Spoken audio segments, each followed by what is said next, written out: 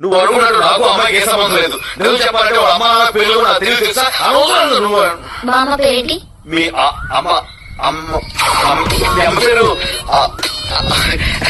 నువ్వు నాతోనే బయట రావట్లేదు. అది అమ్మ పేరు.